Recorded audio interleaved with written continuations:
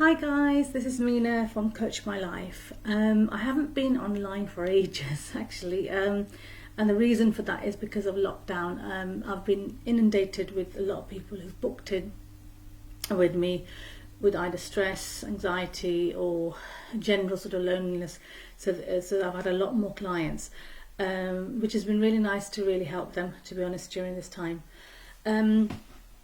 Today's topic is a bit heavy, I suppose that's what I can call it. It's a bit of a serious topic. It's about the sense of self. So we have a healthy sense of self, and that normally comes from our childhood, where we have been given some really positive messages about ourselves. We've been acknowledged. If we want to show something to our parents, they've approved of it, or our general existence has been approved of and acknowledged. And that means that a person, when they're growing into their adulthood life, they're very secure in that sense, and they have a really, really secure sense of self. And then we have the idea that we have somebody who doesn't have a strong or healthy sense of self, and what they have instead is a substituted sense of self. And the reason for that is because when they were younger, they didn't get the approval, they didn't get the acknowledgement, and there were gaps in that sort of upbringing, I suppose. And what that resulted in is that the person's sense of self was distorted. Okay, so it's like looking in a mirror, if you like. So you've got the healthy person who looks in the mirror and sees, their self fully as they are, without any flaws, and can peacefully get on with their life. Whereas the person with a distorted sense of self or an unhealthy sense of self will look into the same mirror, but they won't see, they'll see a distorted image of themselves, something that they have had to sort of grasp from here and there, and it's not real, it's not really what they are. It's more of things that have just either been given to them through their environment or from their parents. And then especially if that childhood has been quite difficult, where they've not had the approval and not had the attention. Now what happens is that because of that, the person creates a new sense of self, which we call a substitute sense of self. Now what do I mean by that? That's basically, it's not a real sense of self. It's one that's been created out of need and out of fear and out of terror that if they don't create this as a new sense of self or substitute, they won't exist. It's literally a matter of life and death for this person. So one of the reasons and the difficulties that the person who substitutes the sense of self is that they're doing it because they haven't got that approval, they haven't got that understanding and acknowledgement when they should have in their, which is entitled as a child. So they struggle throughout their adulthood, and they can sort of pass it on to their children and things like that. So they continuously want to have a sense of approval, and whether that comes from the children. Once they've had children, they might want to have approval from the children, from their partner. So they're continuously searching really for the sense of self through approval. And that's what makes it a substitute sense of self, because it doesn't really exist. And it's something that there's a lot of hidden agendas in there. There's ego in there that's involved in there. It's not like someone's doing it deliberately. It's just how do they cope, because they've got to manage, they've got to survive. And the amazing thing is that substitute sense of self, whether it's critical or pure madness, it's helped them to survive somehow they've survived using that, but it doesn't mean it's a healthy sense of self, but they have used it. So for example, if they wanted to get something or have something or be acknowledged, they use that new substituted sense of self, which says, if you do this, you get this. It's worked for them, but it's come at a cost through fear. There's anger, there's frustration, it's not natural, it's not the real them. It's just something that they've had to do and in their life to survive, because obviously the last thing is to feel that you're so in this black hole where there's no, because what happens is that a void is created without a strong sense of self, which is supposed to be established in childhood. All we get is a void, and one of the ways to fill it is to have the parent, what the parent wanted you to do, or the carer wanted you to do, caregiver wanted you to do, those sort of things, to manifest them. So, for example, if the caregiver said, "You're always late," then one of the manifestations would be that they would make sure that they're on time, and puts a lot of pressure on themselves. And that's just a small example. So the pressure is what's making them have a substitute sense of self rather than a actual sense of self. So how can that person who's had a substitute sense of self and worked so hard at creating that and had a lot of hidden agendas around there to survive and things like that, how do they move now from that place where they've constantly been filling that void, and if they do let go, they'll describe it like a black hole of loneliness, of darkness, emptiness. So they don't want to be left with nothing. They want to have this sense of self. Although what they don't realise, by having that substitute sense of self means that they are further and further and further and further away from the genuine self. So it's a really difficult task. It's not something that someone can do overnight. It's something that we have to work on daily. It could take years for people. But when the concepts have been grasped, then it doesn't take as long. So these concepts about mirroring, understanding that we weren't given the correct mirror in the first place. So, what we see and what other people see is very different.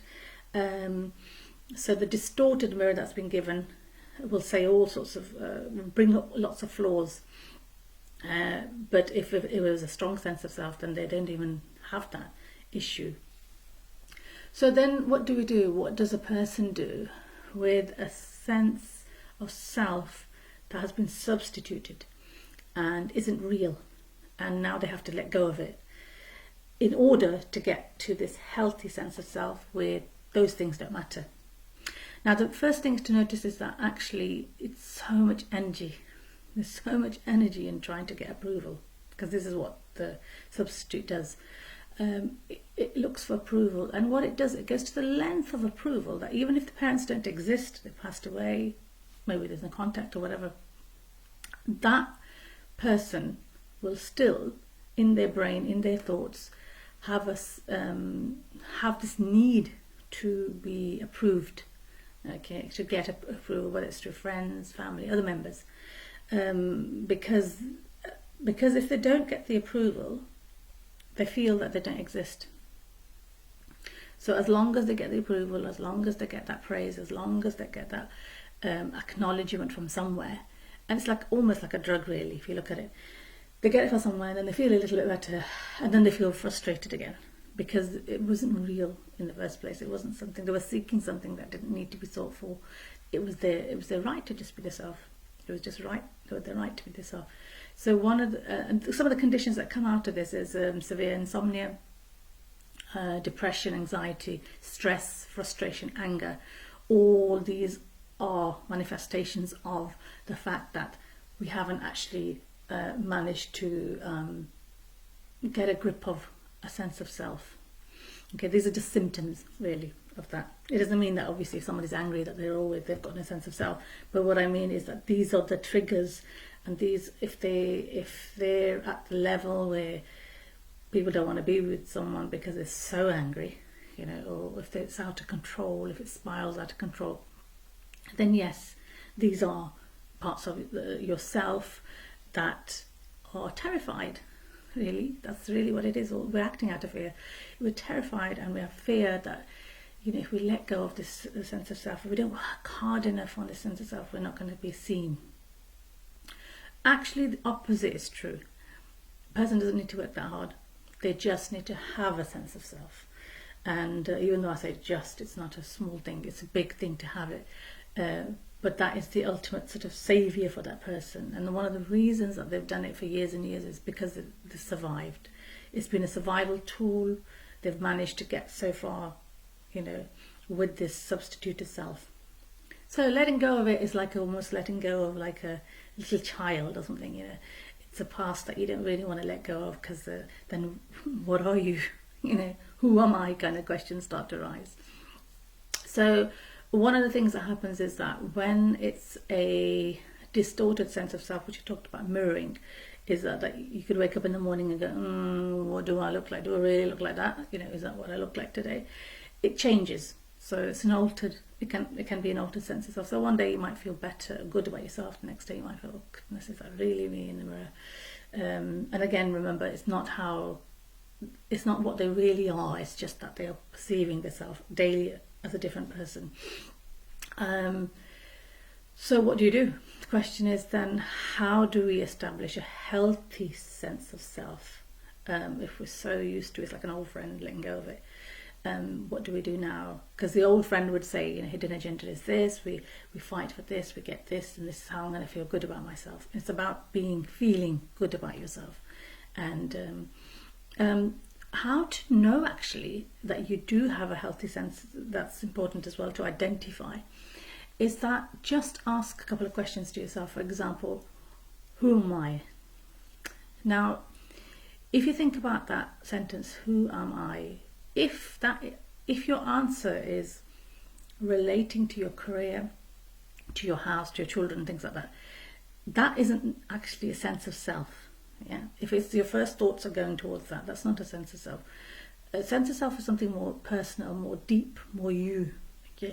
And if you kind of try to do that and you realise there is a bit of a void there, or there's a bit of scary question, the question isn't, you're not comfortable with it, or you can't make out what you are, that is some indication that there could be a partial sense of self that is there partially, but it's not completely there. So it's really, really important that we work on a healthy sense of self. And what is a healthy sense of self? It's just us. It's just me. It's just you. It's just I. Yeah. So it's taking away all the pressure, taking away all the approvals that you're looking for, all the praise that you're looking for, all the feel-good conditions that you have on yourself. You're going to feel good if you get this. You feel good if you have this. When there's things go, you don't. When you lose control. So one of the main things actually is that the fact that you can just let everything feel quite natural and not be worried about controlling everything that's going to happen and worrying about helping and saving everybody, or even or just anything really, anything that's making you feel imbalanced. Now, having a sense of self means that you let go of those expectations that you had of, or anyone had of you, that told you that you exist. Yeah. So, for example, a parent could say, right, if you're really academically bright, then you're my child, or oh yeah, you're like me, or you're like your dad, or you like so and so. But if you study, yeah.